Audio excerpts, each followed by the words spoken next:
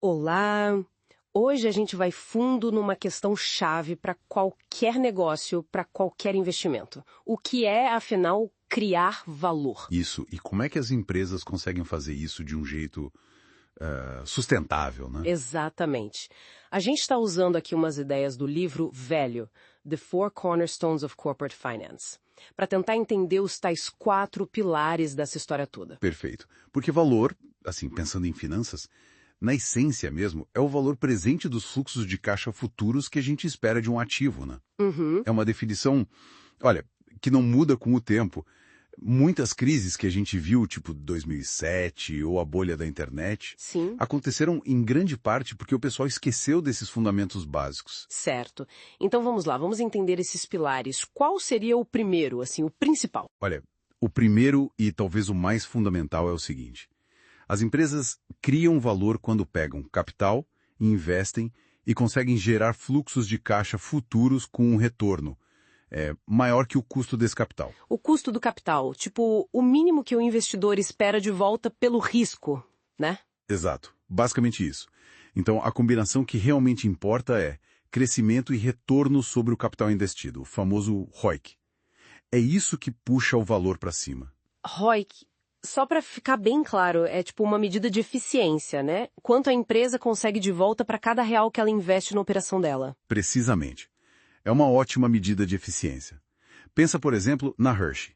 Lá para 2009, mesmo com um crescimento de receita pequeno, na faixa de 3, 4%, Modesto, né? bem modesto, mas ela tinha um PL, o preço-lucro, bem alto, maior que 70% das grandes empresas americanas na época. Uau! E por quê? O ROIC dela era consistentemente forte. Isso mostra como a estratégia muda, né?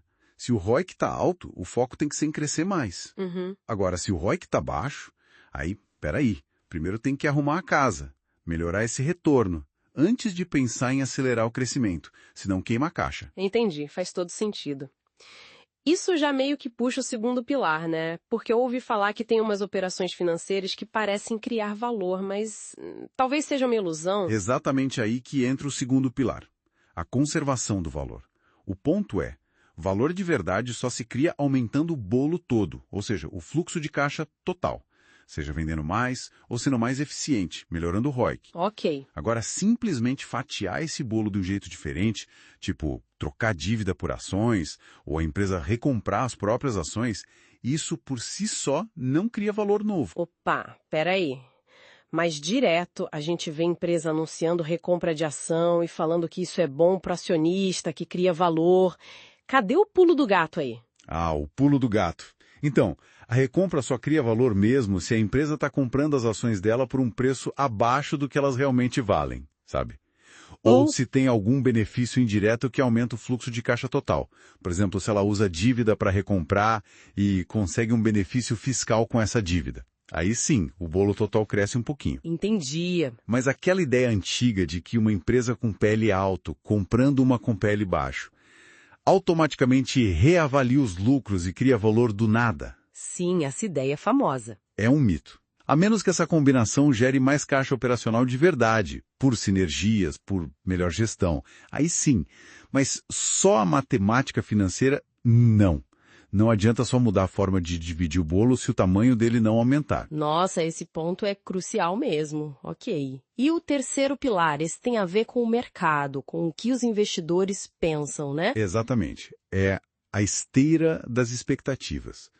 O que realmente mexe com o preço da ação no mercado, no dia a dia, não é só o desempenho da empresa agora, o crescimento, o ROIC, mas sim as mudanças nas expectativas dos investidores sobre o futuro da empresa. Ah, as mudanças. Isso. Se todo mundo já espera algo maravilhoso, se as expectativas estão lá no teto, a empresa precisa entregar um resultado espetacular, só para a ação não cair. É tipo correr para ficar no mesmo lugar, né? Imagem perfeita, uma esteira. Se esperam que você corra a 10 km por hora e você corre a 9 km por hora, que ainda é rápido, para o mercado pode ser uma decepção. Caramba, isso é um alerta importante para quem investe. Tem exemplos reais disso? Tem, claro. Olha a Home Depot. Entre 99 e 2009, as ações caíram pela metade. Metade! Mesmo indo bem. Sim, a receita crescia 11% ao ano, o ROIC era bom, Mas por que caiu? Porque lá em 99, as expectativas eram surreais. O preço da ação já embutia um futuro quase perfeito, que não se concretizou na velocidade que o mercado esperava. Entendi. Expectativa muito alta. Exato. E o contrário também acontece.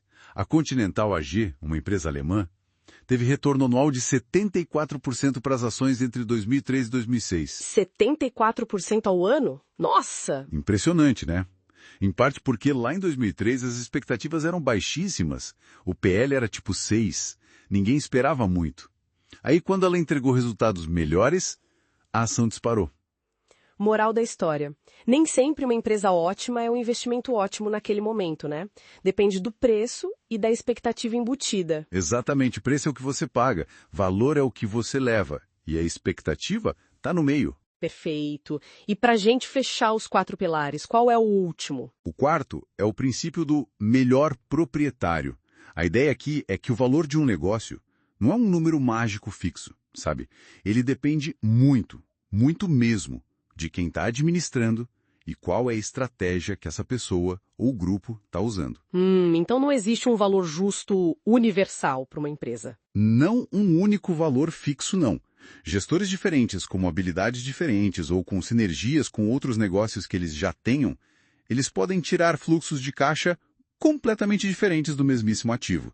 O valor depende do dono, digamos assim. Faz sentido. Quem tem mais capacidade de extrair potencial daquele negócio, né? Isso. Não existe um valor inerente no vácuo. Entendido. Então, recapitulando, ROIC combinado com crescimento, conservação do valor, não só mexer nas fatias do bolo, a esteira das expectativas do mercado e o melhor proprietário. Esses são os 4 pilares. São a base. E ignorar isso, bom, a história mostra que dá problema. Como nas crises que você mencionou. Exato. Na bolha da internet, o pessoal aplicou errado a ideia de retornos crescentes de escala, achando que qualquer empresinha online ia dominar o mundo. Esqueceram do ROIC, do fluxo de caixa real. Na crise de 2007, foi muito sobre ignorar a conservação do valor. Acharam que pegar um monte de empréstimo ruim, empacotar e vender, a tal da securitização, criava valor do nada. Só transferia o risco, né? Só transferiu e escondia o risco. E também acharam que usar muita alavancagem, muita dívida, por si só gerava valor. Não gera, só aumenta o risco exponencialmente. Ótimo. Pensando em tudo isso, qual seria então a mensagem final para quem está ouvindo, seja na gestão de uma empresa ou nos seus investimentos? Olha, a mensagem principal é: focar nesses fundamentos é o caminho para a saúde financeira e para criar valor de verdade, no longo prazo. E tem um ponto interessante. Geralmente, quando a empresa foca em criar valor para o acionista de forma sustentável, Sim. isso acaba beneficiando outros públicos também. Empresas que criam mais valor costumam ser as que mais crescem, geram mais empregos, investem mais em pesquisa, desenvolvimento e até conseguem implementar iniciativas de responsabilidade social que muitas vezes também agregam valor para o negócio. O grande desafio para os executivos hoje é resistir à pressão maluca por resultado de curto prazo. Aquela pressão trimestral, né? Essa mesma. Principalmente a obsessão com o lucro por ação, o LPA.